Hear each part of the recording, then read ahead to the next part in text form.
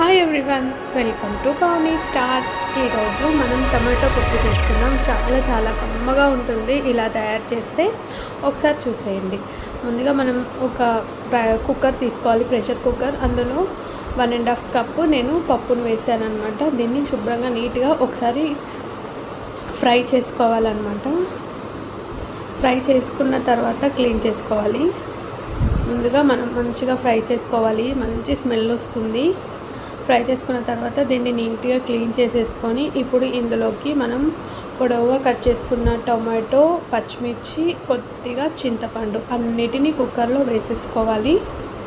చాలా రుచిగా ఉంటుంది. ఇలా ఫ్రై చేసుకొని టొమాటో పప్పు చేస్తే మాత్రం కమ్మగా ఉంటుంది. వేడివేడి అన్నంలో ఒక్క చుక్క నెయ్యి తగిలించుకొని తింటే మామూలుగా ఉండదు.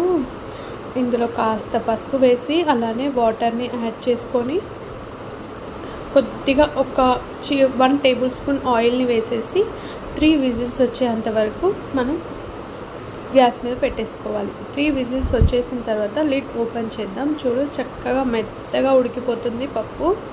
ఇప్పుడు మనం పప్పు ఎనిపే దాంతో చక్కగా ఇలా ఎనిపేసుకుందాం. పప్పుని ఇలా మెత్తగా చేసుకున్న తర్వాత ఇందులోకి కొద్దిగా కారం, ఆల్రెడీ పచ్చిమిర్చి వేసాం కాబట్టి కారం చూసుకొని వేసుకుందాం. కమ్మగా ఉంటుందండి పప్పు, చాలా బాగుంటుంది. అలానే సాల్ట్ కూడా యాడ్ చేసుకోవాలి. ఆ క్లిప్ ఒక్కటి మిస్ అయింది.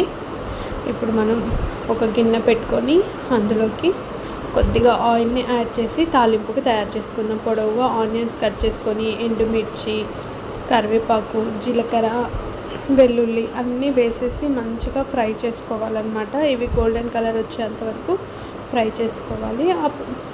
తర్వాత మనం పక్కన పెట్టుకున్న పప్పుని తాలింపులో వేసుకొని జస్ట్ ఒక 10 సెకండ్స్ ఉంచుకొని మిక్స్ చేసేసి ఫ్లేమ్ ఆఫ్ చేయడం. అంతే అండి, కమ్మగా మనకి టొమాటో పప్పు రెడీ అయిపోతుంది. ఒక్కసారి ఇలా చేసి చూడండి, మీకు ఎలా వస్తుందో.